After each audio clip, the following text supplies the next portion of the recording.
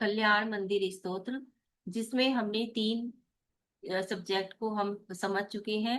कल्याण मंदिर स्तोत्र, मंत्र, तंत्र और यंत्र, तीन चीजों को हम यहाँ पर समझ चुके हैं।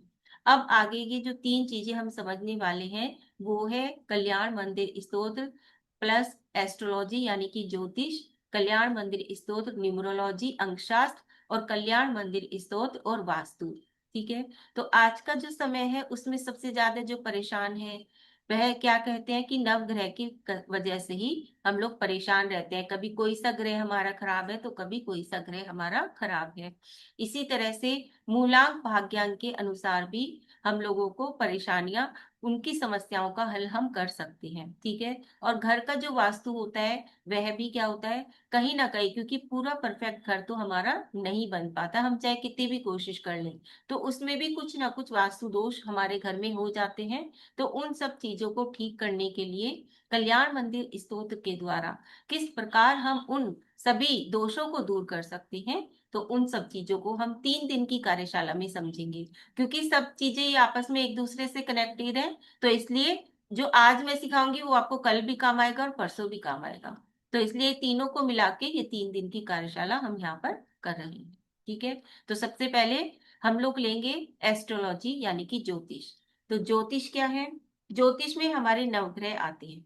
तो आज मैं पहले आपको एक चार्ट बनवाती हूँ। चार्ट बनाना सभी को आता है ना? तो चार्ट बनवा देती हूँ कि वो चार्ट में फिर आपको धीरे धीरे वो एकदम से सारी चीजें समझ में आ जाएगी। तो जैसे हम स्कूल में कॉलेज में चार्ट बनाते थे ऐसे ही आप लिख लेंगे। सबसे पहले ऊपर टॉपिक लिखेंगे नवग्रह। ठीक है। फिर उसके बराबर में लिखेंगे उनके कार्य। थर्ड लाइन में आप लिखेंगे अंक, मूलांक। और चौथी लाइन में लिखेंगे आप कर्म, अष्ट कर्म। ठीक है। और पांचवी में आप लिखेंगे काव्य, कल्याण मंदिर स्तोत्र के काव्य। इस प्रकार से हम ये पांच चीजें, पांच चार्ट के हिसाब से हम यहाँ समझेंगे। सबसे पहले हम पूरा का पूरा चार्ट बना लेंगे। तो इसमें हम सबसे पहले नवग्रह लिखेंगे। तो उसमें नवग्रह के नीचे आप लिखेंगे सबसे पहले सूर्य, फिर उसके नीचे चंद्रमा। एक एक लाइन छोड़ के लिखते जाएंगे क्योंकि आप पूरा अच्छे से समझ पाए। उसके नीचे गुरु ग्रह बृहस्पति, उसके नीचे राहु। जिस सीक्वेंस से मैं आपको बता रही हूँ उसी सीक्वेंस से आप लोग लिखेंगे। ठीक है। राहु के नीचे बुध, बुध के नीचे शुक्र ग्रह, शुक्र के नीचे केतु, उसके बाद शनि, और उसके बाद मंगल। ठीक है। ये हमारे 9 ग्रह हो गए। मैंने किस सीक्वेंस से लिखवाए हैं, अलग अलग सीक्वेंस है ये। तो ये किस किस वजह से लिखा है वो भी मैं आपको आगे बताऊंगी। अब जो सूर्य ग्रह है उसके बाद जो हमने उसका कार्य लिखवाया है तो उसमें लिख लीजिए उसका कार्य है पिता, शक्ति और नेतृत्व। ठीक है। मैं एक एक शब्द लिखवा रही हूँ, खुलासा बाद में हो जाएगा। पिता, शक्ति और नेतृत्व यानी कि लीडरशिप। चंद्रमा के आगे लिख लेंगे मन, माता और भावनाएं। गुरु ग्रह के आगे लिख लेंगे ज्ञान, धर्म और भाग्य। ज्ञान, धर्म और भाग्य। राहु के आगे लिख लेंगे भ्रम, इल्यूशन, इल्यूजन, भ्रम, लालच और रहस्य। बुध ग्रह के आगे लिख लेंगे बुद्धि, संचार यानी कि कम्युनिकेशन, आपका आप दूसरों से किस प्रकार से बात करते हैं वो कम्युनिकेशन, और तर्क, जितने भी आपके अंदर तर्क आते हैं, और वाणी, आपकी वाणी, ये सब बुध ग्रह में आ जाएंगे। उसके बाद शुक्र, शुक्र के आगे लिख लेंगे सौंदर्य, ब्यूटी, प्रेम और सांसारिक सुख।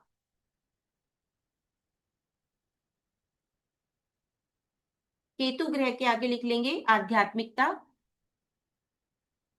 और मोक्ष, आध्यात्मिकता और मोक्ष। शनि ग्रह के आगे लिख लेंगे कर्म, न्याय और अनुशासन। कर्म, न्याय और अनुशासन। मंगल ग्रह के आगे आप लिख लेंगे साहस, ऊर्जा और युद्ध। युद्ध, ठीक है, यानी कि वार। ये हमने आपको नवग्रह लिखा दिए और उनके काम लिखवा दिए, ठीक है। अब उसके बाद हमने अंक लिखवाया था मूलांक, तो उसमें आप मूलांक लिखते चले जाएंगे। सूर्य के आगे 1 मूलांक, चंद्रमा के आगे 2 मूलांक, गुरु के आगे 3 मूलांक, राहु के आगे 4 मूलांक, बुध के आगे 5, शुक्र के आगे 6, केतु के आगे 7, शनि के आगे 8, मंगल के आगे 9, ठीक है। तो इस तरह से ये आपके मूलांक हो गए, यानी कि न्यूमरोलॉजी में जो मूलांक होते हैं आप सभी जानते हैं, अपनी डेट ऑफ बर्थ के अकॉर्डिंग मूलांक निकालना आप सबको आता है। तो ये 9 मूलांक हो गए। अब उसके बाद आएंगे हमारे अष्टकर्म, ठीक है। अष्टकर्म में लिख लेंगे सबसे पहले सूर्य के आगे दशनावर्ण कर्म। 8 कर्म के नाम आप सभी जानते हैं सभी लोग। जो जो जानता है हाथ उठा के कहेंगे हाँ जानते हैं 8 कर्म, ठीक है। जो जिनके बंद है वीडियोस उनका तो मुझे पता ही नहीं चल रहा। हाँ, बहुत अच्छी। तो सबसे पहले सूर्य के आगे लिखेंगे दशनावर्ण कर्म, चंद्रमा के आगे आयु कर्म, गुरु के आगे ज्ञानावर्ण कर्म, राहु के आगे मोहिनीय कर्म, बुध के आगे अंतराय कर्म, शुक्र के आगे नाम कर्म, केतु के आगे मोहिनीय कर्म। लेकिन कौन सा मोहिनीय? चारित्र मोहिनीय। मोहिनीय कर्म के भी 2 भेद हैं, तो हम राहु केतु को हमने 2 भेदों में बांट दिया है। तो राहु क्या है हमारा, क्या कहते हैं, दर्शना मोहिनीय कर्म है, ठीक है। दर्शन मोहिनीय कर्म है राहु, और केतु है हमारा चारित्र मोहिनीय कर्म, ठीक है। बुध है हमारा अंतराय कर्म, बुध अंतराय कर्म। शुक्र है हमारा नाम कर्म, केतु है हमारा मोहिनीय कर्म लेकिन चारित्र मोहिनीय कर्म। शनि है हमारा गोत्र कर्म, और मंगल है वेदनीय कर्म। मंगल वेदनीय कर्म, ठीक है। अब इसके आगे जो काव्य वाला है उसको छोड़ देंगे, वो हम आपको बाद में बताएंगे। तो ये हमने एक छोटी सी आपको चीजें बताई कि 9 ग्रह होते हैं हमारे, ठीक है। सूर्य, चंद्रमा, गुरु, राहु, केतु, बुध, शुक्र और शनि, मंगल, ये हमारे 9 ग्रह होते हैं। अब इन 9 ग्रहों के कार्य मैंने आपको थोड़े थोड़े से समझा दिए कि जो सूर्य ग्रह है वो हमारे पिता को रिप्रेजेंट करता है, साथ ही साथ हमारी शक्ति, हमारे अंदर कितनी एनर्जी है वो दिखाता है, और नेतृत्व यानी कि लीडरशिप की जो क्वालिटीज होती हैं वो सूर्य ग्रह हमें देता है। हमारा मान सम्मान ये सब हमें क्या देता है? सूर्य ग्रह देता है। अगर इनमें से किसी भी चीज में कमी आ रही है तो इसका मतलब हमारा जो सूर्य ग्रह है वह क्या है? कमजोर है। तो इस वजह से हमें मान सम्मान नहीं मिलता, हमारे अंदर लीडरशिप के गुण नहीं होते, मतलब हम लीड नहीं कर सकते किसी भी काम को, या फिर हमारे पिता बीमार रहते हैं या हमारे पिता के साथ अनबन रहती है, हमारे उनके साथ विचार नहीं मिलते। तो इस प्रकार से ये सूर्य ग्रह के कमजोर होने की कारण होती है, ठीक है। उसके बाद चंद्रमा, चंद्रमा क्या है? हमेशा चंद्रमा को मन का कारक माना जाता है। तो चंद्रमा से क्या है? हमारा मन, यानी कि हम बहुत ज्यादा इमोशनल हैं, बहुत जल्दी जल्दी रो देते हैं, हमारा मन कमजोर है। और माता, माता के साथ हमारी नहीं बनती, या माता हमारी अक्सर बीमार रहती है, और हमारी जितनी भी भावनाएं हैं वह सब क्या है? चंद्रमा होता है उसके लिए। उसके बाद आता है हमारा गुरु। तो गुरु ग्रह क्या है? ज्ञान का प्रतीक है गुरु। साथ ही साथ हमारे धर्म का भी, कि हम कितना धर्म, कितने रिलीजियस हैं, वह भी हमारा गुरु। और साथ ही साथ भाग्य, हमारा भाग्य क्या है? यह भी गुरु। बहुत से लोग मंदिर जाना ही नहीं चाहते, रिलीजियस नहीं होते बिल्कुल भी, तो इसका मतलब उनका जो गुरु है वह कमजोर है, बृहस्पति कमजोर है। और जो बहुत ज्यादा रिलीजियस होते हैं, धार्मिक होते हैं, देवशास्त्र गुरु पे सच्ची श्रद्धा करते हैं, तो वह सब, इसका मतलब उनका गुरु अच्छा है। ठीक है। उसके बाद राहु। तो राहु क्या है? ब्रह्म है, एक धुआं है राहु। तो जो चीज नहीं भी होती, वह भी चीज हम उसको मतलब सोचते रहते हैं, ओवर थिंकिंग। और साथ ही साथ लालच, कि मतलब पीछे भागना, एक चीज के पीछे भागना। तो जब हमारे अंदर लालच होता है तभी हम किसी चीज के पीछे भागते हैं, है ना। तो इस प्रकार से ये क्या है? राहु देता है। उसके बाद बुध। बुध क्या है? बुद्धि का कारक है। और साथ ही साथ हमारी वाणी, हमारी तर्क शक्ति, हमारी कम्युनिकेशन स्किल, कि हम दूसरों के साथ किस प्रकार से हमारे आपस में संबंध है। तो ये सब क्या चीज देता है हमें? बुध देता है। ठीक है। उसके बाद है शुक्र। तो शुक्र क्या है? हमारे सौंदर्य का प्रतीक है। साथ ही साथ शुक्र क्या है? प्रेम का सुख, जितने भी सांसारिक सुख है, अपनी घर गृहस्थी के जितने भी सुख है, वह सारे के सारे हमें क्या देता है? शुक्र देता है। उसके बाद केतु। केतु क्या है? आध्यात्मिकता का प्रतीक है। जिसका केतु बहुत स्ट्रांग होता है, उनकी आध्यात्मिकता यानी कि उनकी इंट्यूशन पावर बहुत अच्छी होती है, और वो स्पिरिचुअल होते हैं। रिलीजियस में और स्पिरिचुअल में हमेशा अंतर होता है, ये मैं बहुत बार बता भी चुकी हूँ। रिलीजियस यानी कि धर्म, और केतु आध्यात्मिकता यानी कि मेडिटेशन आदि करना, कोई ना कोई ओकल्ट आर्ट को सीख लेना, ठीक है ना। तो वो सब स्पिरिचुअल में जाना, तो वह सब क्या है? यह सब केतु है। और उसके बाद शनि। शनि क्या है? कर्म, हमारे जो कर्म है उनका लेखा जोखा, न्याय, न्याय का प्रतीक, अनुशासन का प्रतीक, और हार्ड वर्क का प्रतीक, ये सब क्या है? शनि है। मंगल क्या है? साहस। साहस, ऊर्जा, हमारे शरीर के अंदर कितनी ऊर्जा है, हम कितने एक्टिव हैं, यह सब मंगल का प्रतीक है। और साथ ही साथ द्वंद्व, युद्ध, कि हम हमारा आपस में हमारे अपने कर्मों के साथ हम लड़ रहे हैं, या बाहर लड़ाई झगड़े हमारे ज्यादा होते रहते हैं। तो ये सारी चीजें, मतलब एक ऊर्जा, एनर्जी में भरे रहना हर वक्त, तो ये सब क्या है? मंगल होता है। तो ये सारी चीजें अगर आप में इसमें कमजोर हैं, तो उनके लिए आप क्या कर सकते हैं? तो उनमें हमारा कर्म को मैंने इसके साथ जोड़ा है, ठीक है। मूलांक मैंने आपको बता ही दिए हैं। जो 1 नंबर का मूलांक वाले होते हैं, वो क्या है? सूर्य ग्रह को रिप्रेजेंट करते हैं। 2 मूलांक वाले चंद्रमा को, 3 मूलांक वाले गुरु ग्रह को, 4 मूलांक वाले राहु को, 5 मूलांक वाले बुध को, 6 मूलांक वाले शुक्र को, 7 मूलांक वाले केतु को, 8 मूलांक वाले शनि को, और 9 मूलांक वाले मंगल को। यानी कि इनका उनके ऊपर प्रभाव सारी जिंदगी बना ही रहता है। और तो आगे मतलब होता ही है, लेकिन जैसे 9 मूलांक वाले हैं, तो उनपे मंगल का ज्यादा प्रभाव रहता है, यानी कि वे ज्यादा उत्साहित रहते हैं, ज्यादा एक्टिव रहते हैं। ठीक है। तो इस प्रकार से। और जैसे 1 मूलांक वाले हैं, तो उनमें सूर्य का यानी कि लीडरशिप के गुण उनके अंदर ज्यादा होते हैं। 2 मूलांक वाले इमोशनल बहुत होते हैं, उनको क्या कहते हैं? अपनी माता से ज्यादा अटैचमेंट रहता है। तो इस प्रकार से आप लोग ये जोड़ लेना, ठीक है। उसके बाद आते हैं हमारे कर्म। तो इसमें हमारा जो कर्म है उसको भी हमने जोड़ा हुआ है। कर्म भी हमारे कितने होते हैं? 8 होते हैं। और ग्रह 9 होते हैं। तो राहु केतु को एक साथ ले लिया जाता है इसमें, ठीक है। तो इस प्रकार से हमारे कर्म, जो हमारा दर्शनावर्ण कर्म है, यानी कि जो सूर्य है, सूर्य क्या है? एक प्रकाश देता है, ठीक है। जब सूर्य निकलता है तो हमें सारी चीजें साफ साफ दिखाई देने लग जाती हैं। उससे पहले क्या रहता है? अंधेरा रहता है, रात का अंधेरा रहता है, ठीक है। तो सूर्य के प्रकाश होते ही हमें सब कुछ दिखना लग जाता है। तो इसी प्रकार से दर्शनावरण कर्म है, कि हम पढ़ते भी हैं, जब दर्शनम देव दर्श्य दर्शनम पाप नाशनम, दर्शनम स्वर्ग सोपानाम, दर्शनम मोक्ष साधनम। यानी कि दर्शन करते ही, जैसे सूर्य के निकलते ही क्या कहते हैं? कमल खिल जाते हैं, उसी प्रकार से हे प्रभु, आपके दर्शन करते ही हमारा जो मन रूपी कमल है वह भी क्या हो जाता है? खिल जाता है। ठीक है। तो इसलिए यहाँ पर क्या है? सूर्य किसका? दर्शनावरण कर्म का प्रतीक है। ठीक है। उसके बाद चंद्रमा। चंद्रमा क्या है? हमारा आयु कर्म का प्रतीक है, कि हमारी जो आयु है वह हम चंद्रमा को रिप्रेजेंट करते हैं। उसके बाद ज्ञानावरण कर्म।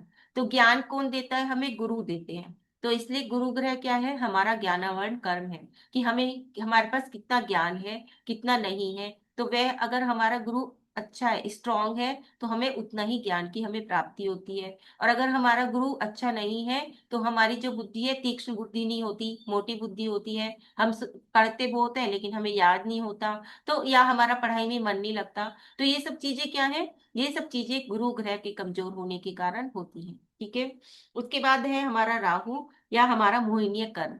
तो मोहिनीय कर्म क्या है? वही मोह। मोह कब होता है? जब हमें इल्यूजन होता है, भ्रम। मोह भी क्या है? एक भ्रम ही है, कि हम सोचते हैं कि ये हम इसके बिना जी नहीं सकते, इस तरह से हमारे अंदर भाव आते हैं मोह के कारण। है ना। तो मोह के कारण ही हमें दुख में मिलता है। तो राहु क्या है, वो मोह है, तो दर्शन मोहिनी है। उसके बाद केतु भी हम इसी में ले लेंगे, तो वो चारित्र मोहिनी है, यानी कि अगर हमारा केतु खराब है तो हम कोई भी नियम नहीं ले पाते। चारित्र मतलब चारित्र लेना, कोई भी जैसे नियम लेने, बड़े बड़े नियम लेने, छोटे नियम लेने, उसमें हम कुछ ना कुछ डरते रहेंगे, टूट न जाए, या कुछ भी बहाने हम लगाते रहेंगे। लेकिन अगर हमारा केतु कमजोर है तो हम कोई भी नियम आदि में नहीं बन पाते, व्रतों को ग्रहण नहीं कर पाते, चारित्र नहीं ले पाते, ठीक है। उसके बाद है हमारा बुध ग्रह, बुध यानी कि अंतराय कर्म। तो बुध, अगर हमारी बुद्धि ही अच्छी नहीं है, वक्री बुद्धि है, तो वो अंतराय ही आते रहेंगे हमारी हर चीज में, ठीक है। तो इस प्रकार से बुध ग्रह क्या है, अंतराय कर्म को दिखाता है। और शुक्र, शुक्र क्या है, सौंदर्य का प्रतीक है। तो ये हमारा नाम कर्म में आ जाएगा। नाम कर्म की 93 प्रकृतियां होती है। नाम कर्म के अनुसार ही हमें हड्डियां, हमारी जो बाहर की सुंदरता है, यह सारी चीजें हमारे किस में आती है, नाम कर्म में, यानी कि हमारे पूरे शरीर की बनावट, वह सब हमारा नाम कर्म में आ जाता है। तो इसलिए जो शुक्र है वह क्या है, वह हमारा नाम कर्म है, यानी कि हमारा पूरा का पूरा सौंदर्य, यह सब हमारा नाम कर्म है। उसके बाद शनि, शनि क्या है, कर्म प्रधान है, हमारे कर्मों का लेखा जोखा। तो ये गोत्र में आ जाएगा, गोत्र कर्म, उच्च गोत्र और नीच गोत्र। अगर हम अच्छे कर्म करते हैं तो हमें उच्च गोत्र, और अगर हम क्या कहते हैं, बुरे कर्म करते हैं तो हमें नीच गोत्र। तो इस प्रकार से गोत्र कर्म आ जाएगा किसमें, शनि में, यानी कि हमारे कर्मों का फल। और उसके बाद मंगल, मंगल किस में आ जाएगा, वेदनीय कर्म के अंतर्गत आ जाएगा। वेदनीय कर्म यानी कि हमारे सुख दुख, कि हमें सुखों की प्राप्ति होती है कि दुख की प्राप्ति होती है, हमारे अंदर कितनी वेदना है, यह सब जो मंगल होता है वह करता है। अगर हम अच्छे अच्छे कर्म करके आए हैं, सुख, साता वेदनीय कर्म का उदय है, तो मंगल ही मंगल होता है हमारे जीवन में, है ना। और यदि हमारे यहाँ असाता वेदनीय कर्म का उदय है तो अमंगल ही अमंगल है। तो इस प्रकार से जो वेदनीय कर्म है वह किस में आ जाएगा, मंगल कर्म के, मंगल ग्रह में आ जाएगा, ठीक है। तो ये छोटा सा प्रारूप मैंने आपको सिखाया। अब हम इसको कल्याण मंदिर स्तोत्र के साथ कैसे जोड़ें, क्योंकि अभी तो सिर्फ हमने एक ये बेस बनाया है आप लोगों के लिए। अब इसको ठीक करने के लिए हम क्या करें और कैसे करें, तो इसके लिए आप लोगों को एक ग्रिड बनानी पड़ेगी, ठीक है। 3 बाई 3 के 3 3 खाने बना लीजिए, जैसे हम लोशो ग्रिड बनाते हैं, बना लीजिए कॉपी में, ठीक है। इस तरह से बनेगा, देखो, 3 बाई 3 का। अब इसमें आपको ग्रह भरने हैं सारे, और साथ ही साथ डायरेक्शंस यानी कि दिशाएं भी भरनी है। सबसे पहले खाने में चंद्रमा लिख लीजिए,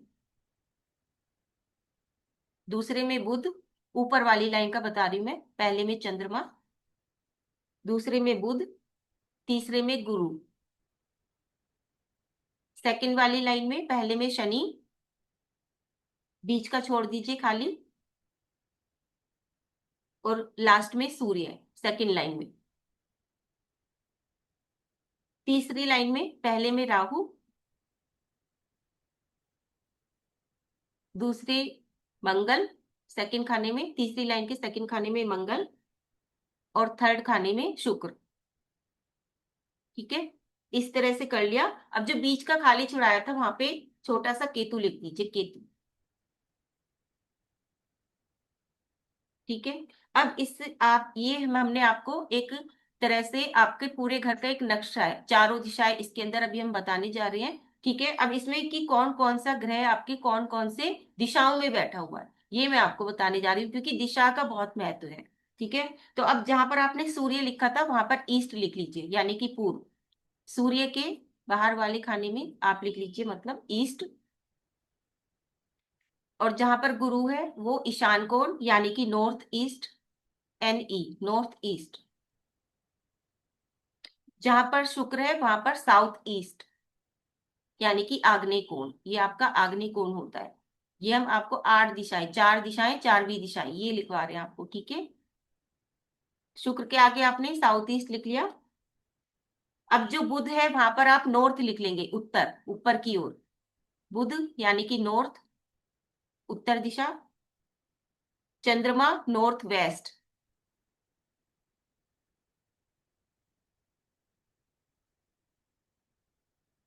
ठीक है, यानी कि वायत दिशा आपकी। शनि आपका वेस्ट, यानी कि पश्चिम दिशा, शनि। राहु साउथ वेस्ट और मंगल साउथ यानी कि दक्षिण दिशा। ठीक है, और जो बीच का है सेंटर वो आपका ब्रह्म स्थान हो गया।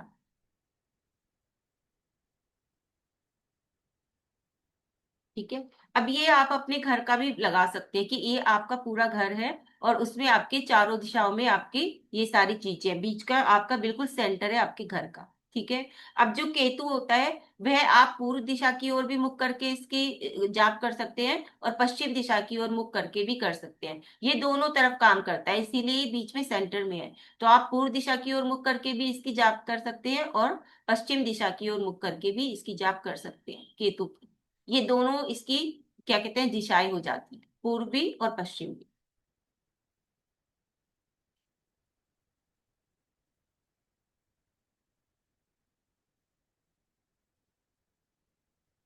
ठीक है, अब हमारे कितने कल्याण मंदिर स्तोत्र के अंदर हमारे कितने काव्य हैं?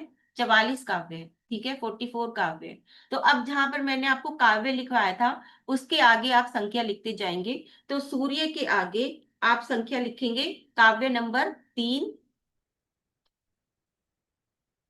8, 11, 12, 16, 30, 36 और 39। ठीक है, ये आपको सूर्य के आगे लिखने हैं, ये वाले ये काव्य नंबर मैं आपको लिखवा रही हूँ। ठीक है, 3, 8, 11, 12, 16, 30, 36 और 39। ये हो गए आपके सूर्य ग्रह के, नहीं सॉरी, ये मंगल के आगे लिख लीजिए, मंगल के आगे लिख लीजिए। ठीक है, ये वाले।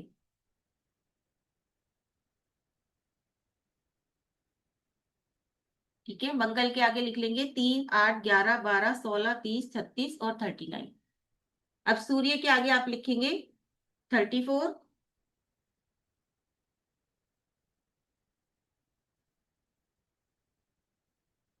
33,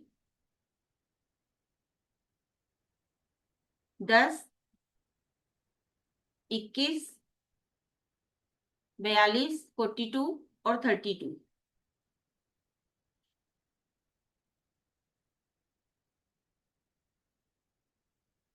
ठीक है, फिर चंद्रमा के आगे आप लिख लेंगे 17,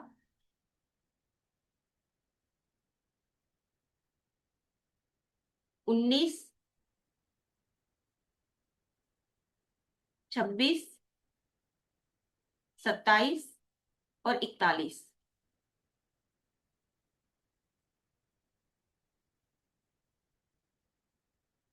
उसके बाद गुरु ग्रह 7, 13, 14 और 20।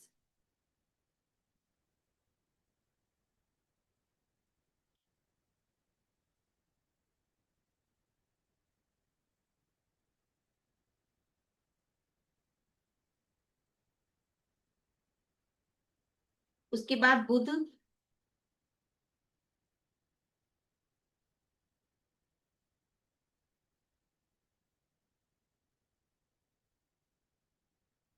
बुध में आप लिखेंगे 2, 9,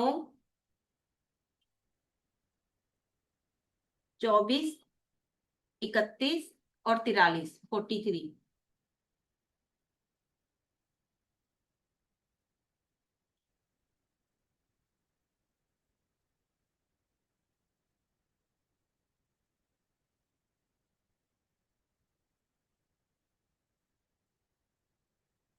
उसके बाद लिखेंगे गुरु ग्रह की मैंने लिखवा दी आपको। गुरु ग्रह में मैंने आपको 10 वाला लिखवाया, 10, 21 ये लिखवाया है। अच्छा, एक बार दोबारा से बोलती हूँ, ठीक है, दोबारा एक बार चेक कर लीजिए। मंगल में 3, 8, 11, 12, 16, 30, 36 और 39। चंद्रमा में 17, 19, 26, 27 और 41। शुक्र में 10, 21, 32, 33, 34 और 42।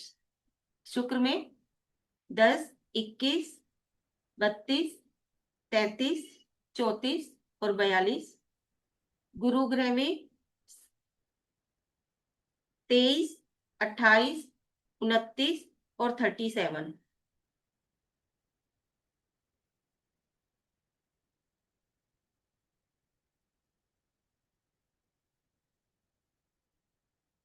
राहु और केतु में 4, 18, 25, 35, 38 और 40।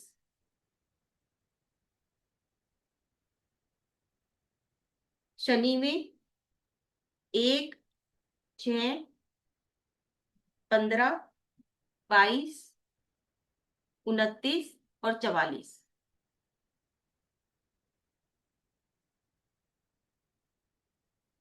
ठीक है। और जो 5 नंबर का काव्य है वो सब ग्रह के लिए आ जाता है। 5 नंबर का काव्य सारे ग्रह के लिए आ जाता है। ठीक है। हाँ। तो अब क्या करना है? अब हमने आपको काव्य भी लिखा दिए और सारी चीजें भी लिखवा दी। अब आपके पास काव्य है ही।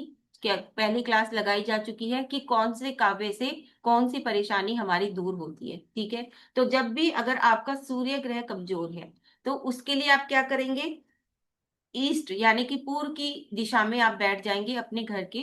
ठीक है। और वहां पर उसी प्रकार से दिया जलाकर और साथ ही साथ धूप बत्ती वगैरह जलाकर और ब्रह्म मुहूर्त में आप क्या करेंगे? सूर्य से रिलेटेड जितने भी काव्य हैं कल्याण मंदिर स्तोत्र के, उनका पाठ करना शुरू कर देंगे। ठीक है। कम से कम अगर आपको उससे संबंधित कोई एक ही काव्य लग रहा है कि आपको एक ही काव्य उसके लिए उस कारण के लिए निवारण के लिए है, तो उसी काव्य को आप रोज 23 बार पढ़ेंगे। ठीक है। रोज आपको 23 बार पढ़ना है और उसी में ही 23 बार आपको रिद्धि पढ़नी है उसी काव्य की। और 23 बार ही आपको उस काव्य का मंत्र पढ़ना है। ठीक है। कितने दिन तक करना है? कम से कम 23 दिन तक आपको ये करना है। ठीक है। 23। और अगर आपको ज्यादा काव्य पढ़ने हैं तो जितना आपके पास समय है उसके अकॉर्डिंग आप पढ़ लीजिए। अगर मान लीजिए आप सारे ही काव्य सूर्य ग्रह वाले पढ़ना चाहते हैं तो 9 9 बार आप सारे काव्य पढ़ लीजिए। ठीक है। जितना आपके पास समय है।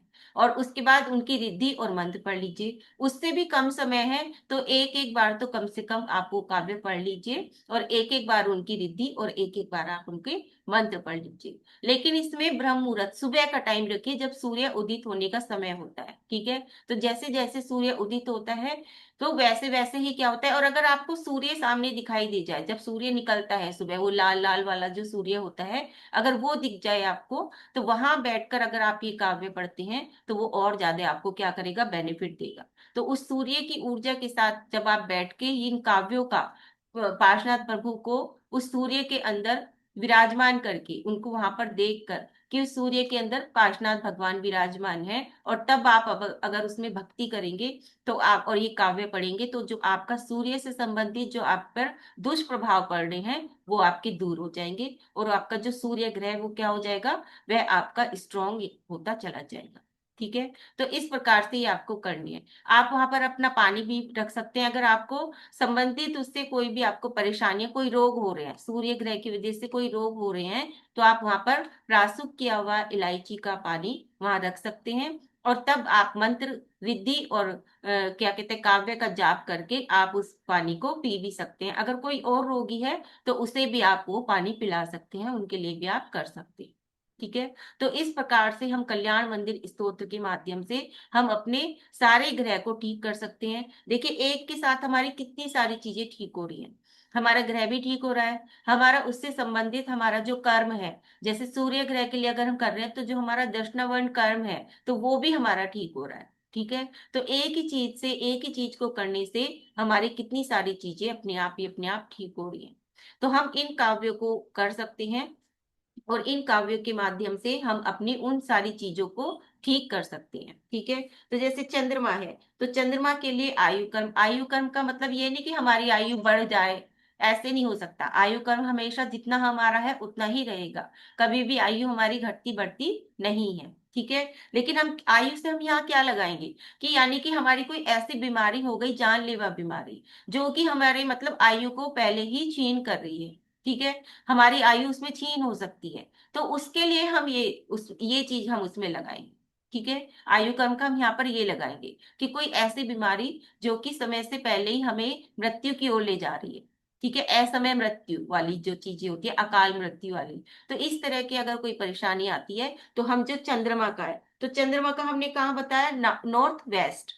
ठीक है, ये वाला हमने कॉर्नर बताया। तो अपने घर का वो वाला कॉर्नर आप देख लीजिए, या फिर इंटेंशन के साथ हो सकता है कि वहां पे आपका बाथरूम वगैरह हो, तो वहां बैठकर तो नहीं कर सकते। ठीक है, तो जो भी अपने आपके घर का बीच का सेंटर है, तो उसका कोना पकड़ लीजिए, उस कमरे का कोना पकड़ लीजिए, नॉर्थ वेस्ट वाला। ठीक है, वहां बैठकर आप कर सकते हैं। तो इस प्रकार से आप जब उन दिशाओं के साथ करेंगे, तो उसके साथ ही उन काव्यों का पाठ करेंगे, तो उससे संबंधित जितनी भी आपकी परेशानी है वो आपकी ठीक हो जाएगी। और आपके जो ग्रह है वो जो दुष्प्रभाव डाल रहे हैं, क्योंकि देखिए कहीं ना कहीं ग्रहों का दुष्प्रभाव हमारे जीवन में पड़ता ही है, चाहे वह कम पड़े चाहे ज्यादा पड़े।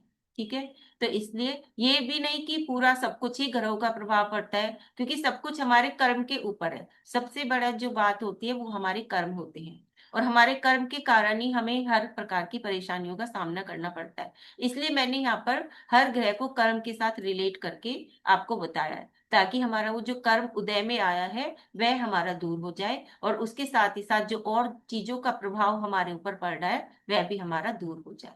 ठीक है, तो इस प्रकार से आज ये मैंने आपको ज्योतिष एस्ट्रोलॉजी को किस प्रकार से हम अपने क्या कहते हैं, कल्याण मंदिर स्तोत्र के द्वारा हम अपने नव ग्रहों को ठीक कर सकते हैं, उनसे संबंधित परेशानियों को दूर कर सकते हैं, और किस प्रकार से हम अपने जो कर्म हमारे उदय में आ रहे हैं उनको भी हम अपने ठीक कर सकते हैं। तो ये सारी चीजें हम अपने कल्याण मंदिर स्तोत्र के माध्यम से कर सकते हैं। तो वो थोड़ा सा आपको बताने का प्रयास किया है। और इसी से संबंधित कल न्यूमरोलॉजी की भी चलेगी, क्योंकि न्यूमरोलॉजी में भी हमें ये चार्ट ही बनाना है, लोशो ग्रिड ही बनवानी है। ठीक है, और उसके बाद हमें वास्तु में भी ये लोशो ग्रिड के अकॉर्डिंग ही हम आपको सारी चीज बताएंगे। तो तीनों क्लास आपस में एक दूसरे से अटैच है। ठीक है, अब अगर किसी को कुछ पूछना है तो वो पूछ सकते हैं। थोड़ा अलग हटके सब्जेक्ट था, तो समझ में आया या नहीं, पहले तो ये बताइए सभी लोग। हाँ, शकुंतला आंटी जी पूछिए आप।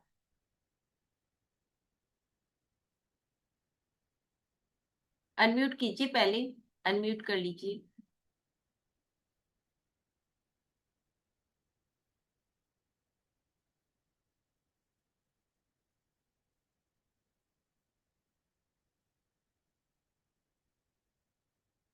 हाँ, अभी बताते रहो केतु के काव्य। हाँ शशि जी। जय जिनेन्द्र। जय जिनेन्द्र। दीदी आपने इतना अच्छा समझाया कि एक भी प्रश्न नहीं है पूछने के लिए। बहुत ही नवग्रह को नवग्रह के साथ कल्याण मंदिर को जोड़ के जो हम परेशान होते हैं हमारे ग्रहों को लेकर और इधर उधर भटकते हैं, तो हम अपने कल्याण मंदिर से ही अपने नवग्रह को सुधार सकते हैं, उनमें अच्छा कर सकते हैं अपने ग्रहों को। तो ये बहुत सुंदर, मतलब बहुत व्यवस्थित तरीके से, बहुत ही सरल मतलब तरीके से आपने समझाया, और वास्तव में मुझे तो बहुत अच्छी तरह से समझ में आई आपकी सारी बात को। तो मैं आपके लिए सबसे चाहूंगी कि सब एक बार दीदी के लिए बहुत क्लैप करें कि दीदी बहुत अच्छे से हमको बताती है अपना समय निकाल कर। तो मैं दीदी के लिए बहुत क्लैप करती हूँ, आपको अनुमोदना करती बहुत बहुत धन्यवाद। हूँ और जी। हाँ एक तो हाँ, इसमें मैडम। रह ही गया मैडम कोई। मैं पूछना चाह रही हूँ, मेरा चार्ट जो आपने बनवाया ना वो रह गया है, उसको फिर से बता दीजिए। मैं चार्ट को ना इसकी फोटो खींच के भी उसमें भेज दूंगी ग्रुप में। ठीक है। ठीक। हाँ, और जो काव्य है वो भी मेरे ख्याल से डिस्टर्ब हो गए हैं थोड़े से, तो वो भी मैं एक बार पूरे के पूरे उसकी फोटो खींच के भेज दूंगी। ठीक है ना, तो आप सब लोग एक बार चेक कर लीजिएगा दोनों चीज, क्योंकि मैंने ठीक। भी कहीं कुछ लिख दिया कहीं कुछ लिख दिया, मैं ही कंफ्यूज हो गई हूँ थोड़ा सा आज।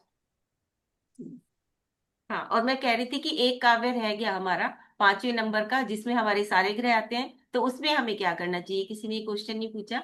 तो उसके लिए हमें क्या है कि बिल्कुल सेंटर में अपने घर के बैठ जाएं। ठीक है, पूर्व की ओर अपना मुख कर लें, और उसमें हम पूरे ही कल्याण मंदिर स्तोत्र का पाठ करें। वो तो उससे हमारे क्या होता है, अगर हम डेली नियमित 23 दिन तक ये करते हैं, तो हमारे सारे ग्रह अपने आप ही अपने आप व्यवस्थित हो जाएंगे। और साथ ही क्योंकि आप बीच में बैठ के सेंटर में बैठ के करेंगे, तो जो पूरे घर में आपके जो एनर्जी है वो भी आपके पॉजिटिव एनर्जी जाएगी। ठीक है। और उसमें आप ये भी कर सकते हैं कि सरसों भी रख सकते हैं, और वो सरसों जब आपकी उर्जान्वित हो जाएगी तो आप अपने घर के चारों दिशाओं में भी भेज सकते हैं उनको, मतलब डाल सकते हैं। ठीक है, ये भी आप कर सकते हैं। हाँ सुनीता जी। जय जिनेन्द्र दीदी। जय जी। बहुत अच्छे से समझाया आपने, बहुत अच्छा लगा, सब समझ में भी आया बहुत। और मैं बोलती थी कि ये सब पूरा पाठ पढ़ना हो तो कब पढ़ना, शाम के समय या कब? नहीं देखिए, ब्रह्म मुहूर्त में यदि हम पढ़ते हैं, काव्यों का पाठ करते हैं, तो वो सबसे अच्छा समय होता है हमारा, ब्रह्म मुहूर्त।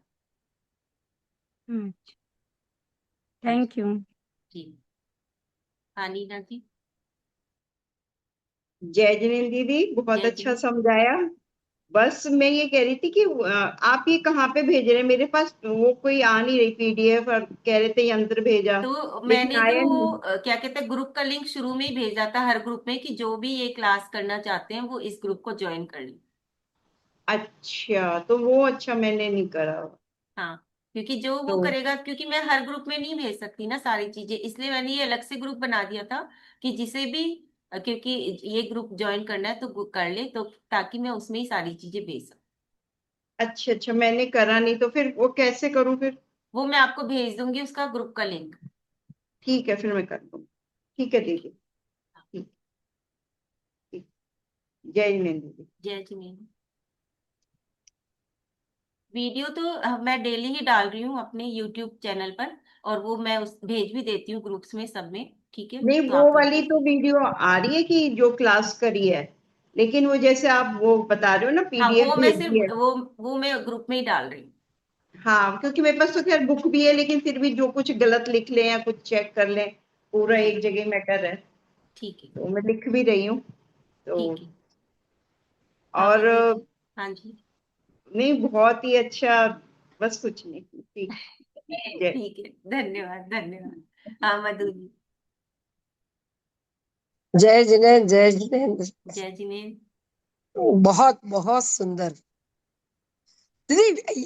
इसी को केवल बीच में ही बैठ के पूरा कर लो तो सारे ग्रह सुधर जाते। हाँ वही तो मैंने बताया है कि ओ, अगर आप बीच में बैठ के, क्योंकि हाँ जरूरी हाँ। नहीं है कि कोई समस्या ही हो, जरूरी तो नहीं ना कि हमारे लाइफ में कोई समस्या ही हो, तो हम पूरे भक्ति भाव से अगर बैठकर पूरा का पूरा कल्याण मंदिर स्तोत्र भी पढ़ते हैं रोज नियमित हाँ, रूप से, कम से कम 23 दिन का पहले ठापिए कि हम 23 दिन तो पढ़ेंगे ही पढ़ेंगे। और उसके हाँ, बाद तो आपका खुद ही मन कट जाएगा, आप खुद ही रोज पढ़ोगे उसको। हम और चीजें भी तो पढ़ते हैं रोज, भक्तांबर जी पढ़ते हैं, हाँ। दंतवार सूत्र पढ़ते हैं, और सारी चीजें पढ़ते हैं। तो अगर हम कल्याण मंदिर स्तोत्र भी रोज इस प्रकार से पढ़ेंगे, तो उसके आप प्रभाव देखेंगे, बिल्कुल आप सकारात्मक होती चली जाएंगे। सारी चीजें आपकी, सारी कमर का दर्द आपका बिल्कुल ठीक हो जाएगा मधु जी। तो दीदी है ना, ये अपन जैसे ये मंदिर में मतलब यूं अपने घर के मंदिर के वहां पढ़ते हैं तो उसकी बजाय अपन सेंटर में पढ़े, ऐसा? नहीं नहीं, वहां पे भी पढ़ लें, ऐसी कोई बात नहीं। वही चीज मैं कहा कि नहीं तो ऐसे, नहीं तो फिर बीच में पढ़ना है तो फिर बीच में पढ़े। ये तो नहीं, मैंने तीनों चीजें करके बता दी है ना। आपका तो क्यों, आप हमेशा वहां पर करते हो, तो आपकी वहां की एनर्जी एक अलग ही है, अपने घर के मंदिर की हम्म, एक एनर्जी अलग ही होती है, तो हाँ उसका भी एक हाँ अलग प्रभाव पड़ता है। लेकिन अगर कोई परेशानी है तो आप बीच में बैठ के भी पढ़ सकते हैं, ताकि जो पूरे घर का जो नकारात्मक ऊर्जा अगर कोई आई है, कभी आपको ऐसा लगे कि आपके घर में कोई नकारात्मक ऊर्जा आई है ना, अपने आप पता चल जाता हम्म, है जो स्पिरिचुअल होते हैं, तो तब आप बीच में हम्म। बैठ के कर लीजिए आराम से। तो ताकि आपको मतलब जो पूरा घर है उसमें एनर्जी जाएगी चारों दिशा में, और वो अपने आप ही नकारात्मक ऊर्जा दूर हो जाएगी। ठीक है ना, तो इस तरह ठीक से। है। दीदी, एक धन्यवाद बात धन्यवाद ये धन्यवाद। कि ये जो ग्रिड बना है, ये लोशो ग्रिड तो बना नहीं, है तो वो बन गया ना? कौन सा बना? वैदिक न्यूमरोलॉजी का बना ये? ये जो भी बना, ये न्यूमरोलॉजी का नहीं है, न्यूमरोलॉजी तो कल बताएंगे ना, ये तो ग्रह के हिसाब से और ये कर्म अच्छा। के हिसाब से ये चीजें ली गई हैं इसमें। ठीक है। हाँ, ये आपने बहुत अच्छा जोड़ा। हाँ, दर्शना कर्म न्यूमरोलॉजी का का। कल बताएंगे, न्यूमरोलॉजी का। हाँ हाँ, मतलब वैदिक भी नहीं है ना ये? नहीं। वैदिक। हाँ, ठीक है। ये तो सिर्फ अपने ही कर्मों के हिसाब से है, जो हमारे कर्मों के ऊपर। अष्टकर्म है, क्योंकि हमारा जो जैन धर्म है अष्टकर्म के ऊपर बेस पर ही सब कुछ है हमारे यहाँ। हम्म, ठीक है। ठीक नीता।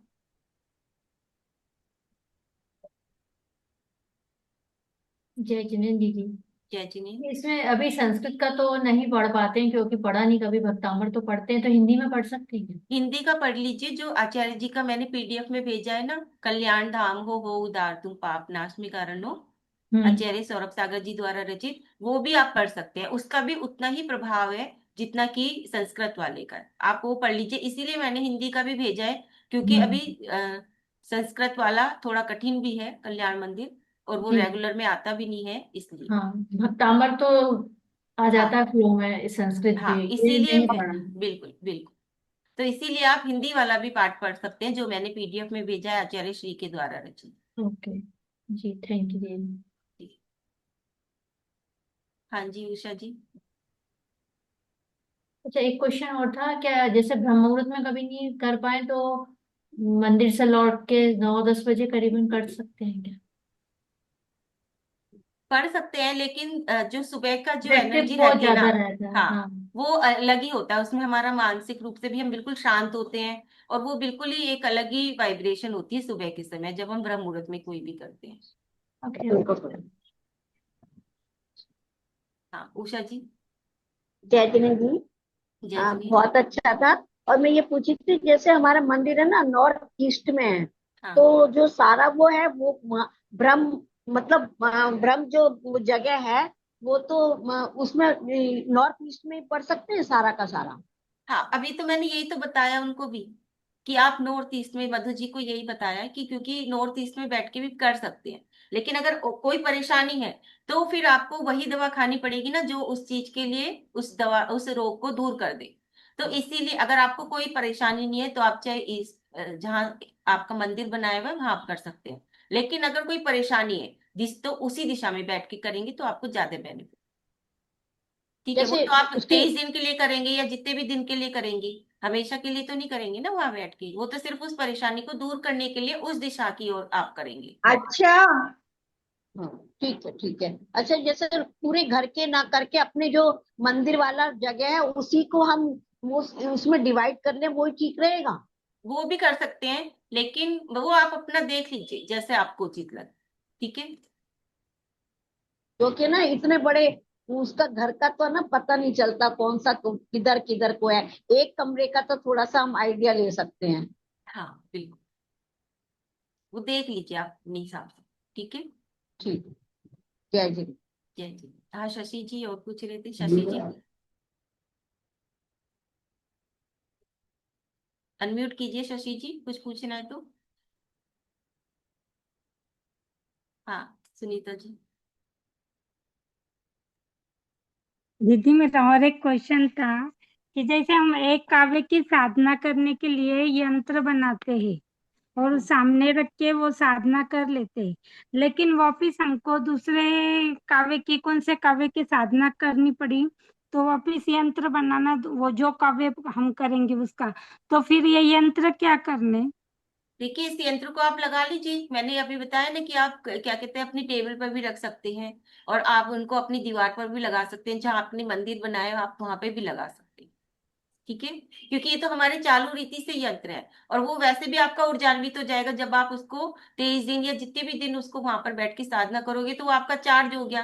तो चार्ज हो गया तो वो और ज्यादा काम करेगा। आप कहीं भी उसको लगाइए, फिर आप रोज सिर्फ 9 बार पढ़ लीजिए उसके सामने, तो वो अपने आप ही अपने आप काम करेगा। ठीक है। थैंक यू दीदी। ठीक है, तो चलिए चलते हैं आगे। और जय जिनवाणी जिनेन्द्र। स्तुति। जय जय जिनेन्द्र। हाँ जिनेन्द्र। जी। हाँ जी हम वही बोलिए। पूछ रहे थे, हिंदी में पढ़ सकते हैं क्या कल्याण मंदिर स्त्रोत? हाँ, हिंदी जो वाला बता दिया, हिंदी वाला पढ़ अच्छा, सकते हैं। हाँ, क्योंकि ज्यादा भाव बनेंगे, हिंदी संस्कृत में इतने भाव नहीं हाँ, और बनते। आचार्य जी तो ने तो लिखा भी इतने सरल रूप में है ना, तो वो पढ़ते पढ़ते मतलब अपने आप ही उसमें इतने भाव जुड़ जाते हैं। वो ज्यादा मतलब मुझे ज्यादा अच्छा लगता है जो आप उसमें जब वो मंगलाचरण पढ़ते हैं। में पहला पढ़ती हैं शायद हाँ, आचार्य कल्याण चरित्र, धाम हो, हाँ ये वाला। अच्छा लगता है, सुनने में अच्छा लग रहा था। हाँ, इसी को आप पढ़िए। जितना आप पढ़ेंगे तो तब हम 21 दिन के बाद फिर हम ये पढ़ने वाला ही रखेंगे, 2-4 दिन, ताकि सब एकदम से उसको समझ भी पाए और उसके भाव भी बन जाए आप लोगों के। और उसी में फिर हीलिंग दे देंगे, क्योंकि अभी तो समय नहीं बचता कि हम उसमें ध्यान करा सके या फिर हम उसमें हीलिंग दे सके। तो जब ये 21 दिन की कार्यशाला समाप्त हो जाएगी उसके बाद हम लेंगे, और काव्य का निरंतर पाठ होएगा रोज, और उसी में हीलिंग और उसी में ध्यान हो जाएगा। तो उसके बाद हम 21 दिन के बाद ये लेकर आएंगे। ठीक है, तो उससे आप लोगों का वो हो जाएगा डेली का। चलिए ठीक है, तो जिनवानी स्तुति करेंगे सभी लोग, दोनों हाथों को जोड़ेंगे। जावानी के ज्ञान से सूझे लोकालो, सोवाणी मस्तक धरू सदा देत हूँ धो। हे जिनवानी भारती तो वे जपू दिन रैन, जो तेरी शरण आ गए सो पावे सुख चैन। बोल जिनवानी माता की जय। 9 बार नमोकार मंत्र पढ़ेंगे सभी लोग।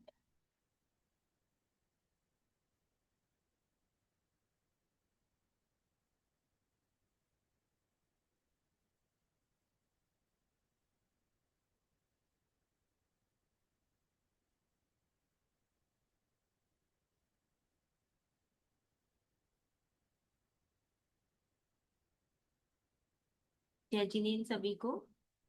सभी स्वस्थ रहें, खुश रहें और धर्म में बढ़ते रहें, आगे निरंतर इसी प्रकार धर्म की प्रभावना करते रहें। कल मैंने एक बुक के लिए, किताब के लिए बोला था, 12 जनों के मेरे पास रात एड्रेस आए थे, और उसमें से मैं 8 तो भेज चुकी हूँ आज, और जो भी बचे हैं वो मैं कल भेज दूंगी। ठीक है, और कोई भी यदि ये पुस्तक मंगाना चाहते हैं तो मुझे अपना एड्रेस भेज दें। और इसमें 2 लोगों ने अपना एड्रेस पूरा नहीं भेजा है, एक तो अर्चना जी हैं और एक और है कोई जिन्होंने, रोमी जी, जिन्होंने अपना एड्रेस पूरा नहीं भेजा है। तो प्लीज जो भी एड्रेस भेजे वो पूरा एड्रेस भेजें, जिसमें पिन कोड भी हो और हाउस नंबर भी हो आपका। ठीक है, तो इस प्रकार से अब जिसे भी ये प्रूफ चाहिए तो वो मुझे एड्रेस भेज सकते। ठीक है, इसी के साथ जय जय।